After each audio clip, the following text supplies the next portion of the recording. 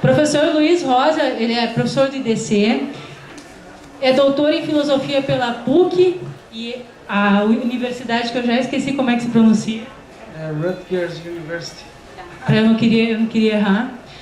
A sua área de pesquisa é em epistemologia e lógica, com vivo interesse na relação que tais disciplinas mantêm com as ciências cognitivas e a inteligência artificial, tendo artigos publicados em jornais nacionais e internacionais de excelência. Deseja ativamente contribuir para o projeto de construir uma sociedade constituída por sujeitos criticamente pensantes. Rosa ainda acredita no esforço de transpor o conhecimento da academia para a sociedade como um todo, mantendo a participação ativa nos fóruns públicos, incluindo a blogosfera e as redes sociais. Quero agradecer por estar aqui hoje. Eu dividi mais ou menos o tempo de 15 a 20 minutos para cada intervenção de palestra. E em seguida a gente faz as perguntas, tudo junto, daí eu chamo os 4 e os músicos também ficam aqui para se vocês quiserem perguntar a eles. E o sorteio de livros também é no final. Então participem e aproveitem. Quem está na livraria, dando uma olhadinha, tem mais lugar aqui do lado, pode sentar, que serão bem-vindos. Obrigada, professor, por estar aqui. Obrigado, Carmela. Boa noite a todos. Então, hoje eu vou falar muito rapidamente sobre uma das minhas áreas de pesquisa, que é a lógica, mas eu não vou embotar a palestra com fórmulas nem nada disso, né? O que eu vou estar falando então é sobre as maneiras por meio das quais a gente pode transformar a lógica numa ferramenta poderosa para nos tornar pessoas que tratam a informação que nós recebemos do mundo da melhor maneira possível, né? A maneira como a gente vai processar a informação que a gente está recebendo, tanto nos diálogos face a face com outros seres humanos, quanto via jornais e meios virtuais, não é? Então, primeiro eu gostaria de falar da importância de ter um bom raciocínio e uma boa argumentação, né? Só brevemente, o raciocínio geralmente concebido como um processo cognitivo, né? Por meio do qual se entra determinadas informações. O processo de raciocínio ele nos permite tirar inferências daquelas informações que a gente recebe por várias fontes, a percepção, o testemunho e assim por diante. Então, uma das importâncias de estudar a lógica e a teoria da argumentação em geral, acho que está falhando, né? Vamos trocar com o teu... Ver se vai. Pronto. Isso aqui tem delay, Alô? Aí. Estava falando assim o tempo todo. Me dá o microfone esse aqui que eu pedi pro nosso tempo. Sadinho, o microfone não tá bom, tá dando falha aqui. Vou pedir para tua presença aqui para nos ajudar.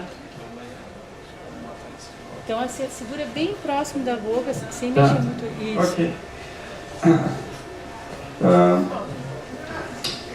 Então, eu estava falando sobre a importância de a gente ter um bom raciocínio, esse bom processo inferencial interno que a gente executa. E, além disso, não só esse processo interno de inferência, mas também processo publicamente observável, que é o processo de argumentação, que é muito importante nas ciências, no direito, nas ciências sociais em geral, né?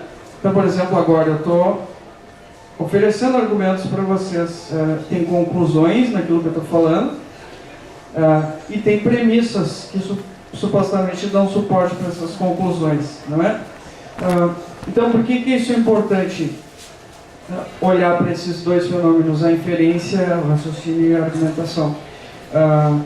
Porque nós estamos num contexto de constante tratamento de informação, onde tem muita conclusão apressada sendo tirada, né, por meio dos mais diferentes meios de informação, mentiras, interesses e assim por diante. Então, vou dar só um exemplo. Suponha que eu vejo na minha timeline do Facebook uma alegação do tipo ETs vistos no céu de Porto Alegre durante as manifestações, por exemplo.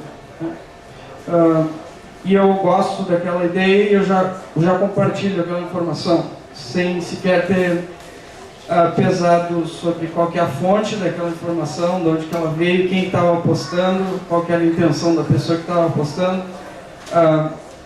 Eu fui um agente compartilhador de informação cego, eu sou um ponto da rede informacional que não está pensando sobre aquele ponto, aquele tipo de informação que está sendo compartilhada. Além disso, o bom raciocínio é uma arma contra o preconceito, né? Então imagina que eu faço o seguinte raciocínio: o motorista na minha frente é uma mulher, logo ele vai cometer erros crassos, né? É um raciocínio que eu desempenho como fruto do preconceito contra mulheres, nesse exemplo que eu estou citando, né? Então, se a gente estuda o raciocínio, a gente consegue mostrar o que está de errado com essa inferência que essa pessoa fez, né? E além disso, de modo geral, decisões que a gente faz exigem deliberação, né? E essas decisões são melhor tomadas se nós tivermos as ferramentas certas para tomar essas decisões. Então, vou dar alguns exemplos aqui só, para a gente não ficar só com essa descrição abstrata do que é a lógica, né? Então, vou dar alguns exemplos que tratam de assuntos relevantes para nós, né? Então, por exemplo, você pode ver numa revista científica, um argumento do tipo assim, a gente chama esse tipo de argumento de 2 erros são piores do que um só. 2 erros são piores do que um só. Fetos são abortados de todo modo e vidas poderiam ser salvas e vastamente melhoradas se os cientistas a eles fossem permitido usar os embriões que de outro modo seriam jogados no lixo. É uma informação que a gente sabe que ocorre no mundo atual. E aí alguém pode concluir disso, né, que uma posição conservadora que proíbe o uso de cientistas desses embriões, ela é uma posição errada. É um exemplo que a gente precisa saber se engajar com a argumentação para mostrar que isso é o caso.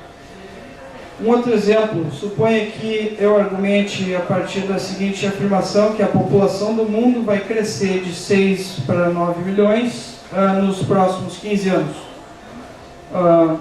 Eu tiro uma conclusão intermediária disso, né, que, portanto, nós vamos ter que fornecer comida, ter comida suficiente para todo mundo. Isso significa que nós vamos precisar de comida suficiente para um adicional de 3 milhões de pessoas. Mas nós não podemos fornecer isso, dados os nossos recursos. E aí, a conclusão que eu chego, nós deveríamos encontrar maneira de realizar controle pré-natal, né? Então, são exemplos que dizem respeito a assuntos diretamente nosso interesse prático, né? E a questão que eu vou colocar aqui é a seguinte: então a gente tem essa ciência lógica, eu já vou distinguir entre a lógica formal e a lógica informal, que a gente pode usar para a gente conseguir tratar a informação da melhor maneira. Só que ao mesmo tempo, o nosso sistema cognitivo tem uma série de armadilhas. Nós temos vieses. Vieses é um termo técnico, o termo original é bias, em inglês, que faz referência a uma espécie de vício cognitivo que nós temos. Eu já vou dar alguns exemplos, né? E alguns autores sugerem que esses vícios cognitivos que nós temos podem se manifestar, por exemplo, como preconceitos ou como conclusões apressadas, etc, etc. Eles são tão entrincheirados no sistema cognitivo humano que os esforços que os lógicos fazem e outros teóricos fazem são vãos, porque eles não conseguem modificar aquilo que está pré-programado no sistema cognitivo humano. Então esse é o trajeto que eu vou traçar agora. Bom, então, no que diz respeito à lógica, a lógica pode ser vista como uma tentativa de estabelecer um sistema normativo de quais tipos de argumentos são válidos, são bons argumentos, de modo geral. Então tem a lógica formal e a lógica informal. Na lógica formal, eu acho que no direito alguns estudaram lógica informal, talvez, não sei, mas a lógica formal é uma espécie de esquemática do pensamento argumentativo. Então, ao invés de falar de argumentos particulares, eu vou falar da estrutura dos argumentos e vou tentar identificar quais estruturas argumentativas são boas e quais não são, né? E aí, claro, muitas pessoas na filosofia, que é um curso das ciências humanas, têm uma espécie de ojeriza por essa disciplina, porque lembra da velha matemática na escola, né? A questão de estar usando equações, esquemas e assim por diante, né? E depois tem essa lógica que não é esquemática, que não é formal, que a gente chama de lógica informal. A lógica informal é aquilo que estuda aquele tipo de argumento que eu estava dando no começo dessa fala, né? Lógica informal é o estudo de argumentos desenvolvidos na linguagem natural, por exemplo, no português, no inglês, ou em contextos ordinários, no contexto do dia a dia, ou em contextos técnicos, científicos, jurídicos, etc. Né? Então, na lógica existe uma série de medidas que a gente toma para tentar fazer uma melhor avaliação sobre os argumentos, né? Então, por exemplo, a gente procura evitar a ambiguidade de um termo utilizado. Eu vou dar um exemplo. Suponha que eu argumente da seguinte forma: somente humanos são racionais. Depois eu diga somente homem é racional. Depois eu digo nenhuma mulher é homem e, portanto, nenhuma mulher é racional. Qual que é o erro nesse argumento? É que o conceito de homem na primeira premissa está sendo usado como um predicado que faz referência à propriedade de ser humano e não sexo em particular, e a segunda premissa usa o mesmo termo, homem, para fazer referência dessa vez a um tipo de gênero, né, e não a categoria mais geral de seres humanos. Então, esse tipo de ambiguidade é o que a gente procura evitar para a gente ter bons argumentos e não se confundir e tirar conclusões que, na verdade, não se seguem daquelas premissas com aquela interpretação. Ok? Então, a lógica informal é essa tentativa de desenvolver um sistema por meio do qual a gente possa analisar o discurso que ocorre nos contextos em linguagem natural. Ok?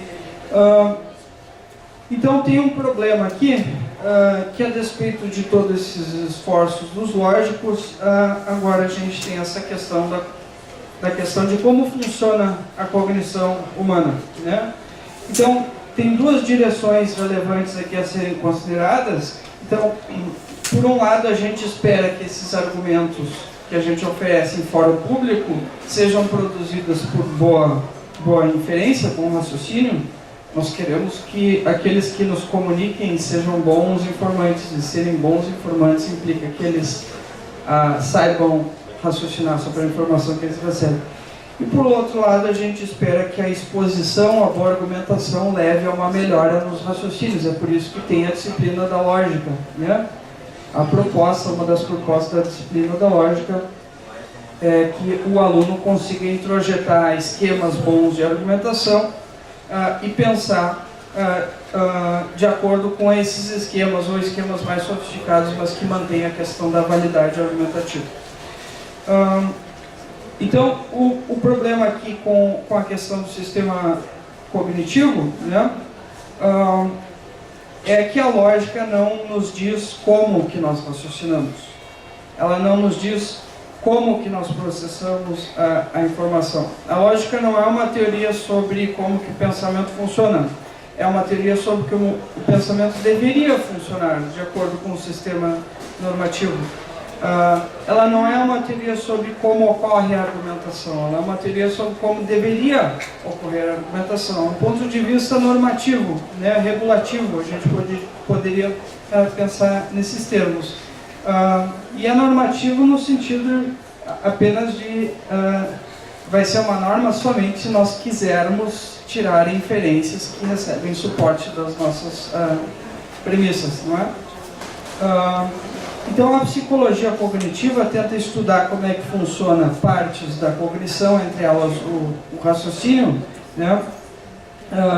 E alguns psicólogos cognitivos fazem essa distinção entre dois sistemas que operam ao mesmo tempo na cognição humana, sistema 1 e sistema 2, e que o sistema 1 é um sistema de resposta imediata e instintiva, né? Então, por exemplo, a gurizada aqui quando estava tocando, né, eles já ensaiaram presumivelmente essa música antes, e eles não precisam estar pensando sobre o que eles vão fazer no próximo movimento, né? Tudo acontece de maneira muito natural, vai acontecendo a música e vocês não precisam estar pensando o que eu vou fazer agora, né? Ou seja, não é um processo cognitivo que demanda atenção exacerbada e esforço por parte do músico.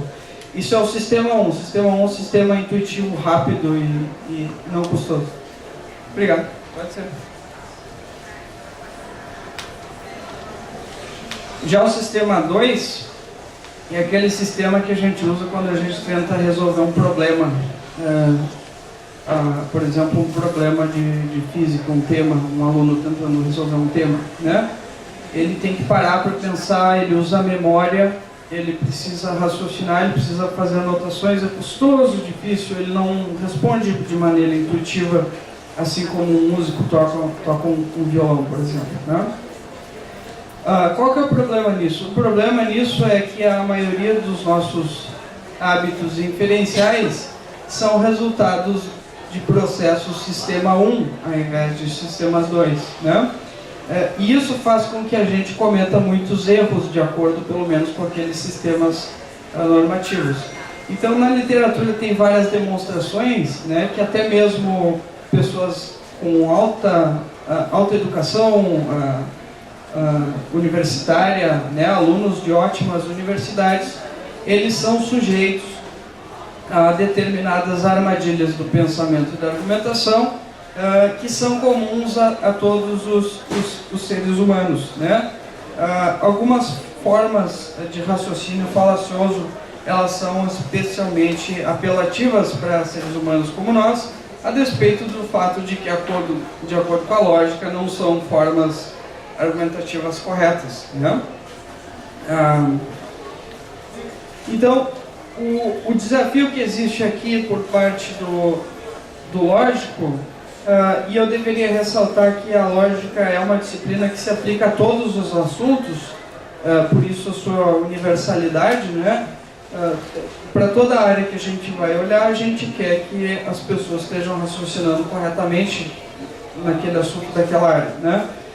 É o desafio, então, de que o sistema educacional, sistema de educação de ensino fundamental e ensino médio, consiga trabalhar de alguma maneira nessa questão de ensinar aos alunos o raciocínio crítico, que a gente chama, né? Ou pensamento crítico pode chamar, que é essa avaliação sobre tipos argumentativos. Por que isso é importante? Porque essa é uma ferramenta que, por exemplo, um aluno vai usar em qualquer disciplina. Qualquer disciplina ele vai precisar pensar sobre assuntos, tirar conclusões sobre aquele assunto. A lógica seria um método por meio do qual essas pessoas podem utilizar para pensar e tirar conclusões sobre vários assuntos. E no meio disso tem esse problema dos vícios cognitivos, né? O que quer dizer que lógicos, educadores e filósofos devem estar trabalhando junto com psicólogos cognitivos, que são os psicólogos cognitivos que conseguem empiricamente testar as ideias de como a gente faz para driblar esses vícios que os sistemas cognitivos parecem ter de maneira natural. Entendeu? Então é isso. A palestra basicamente consiste em demonstrar o valor e a importância dessa disciplina da lógica e da argumentação e essa agenda de desafio para o futuro da disciplina dentro do sistema educacional. É basicamente isso. Muito obrigado.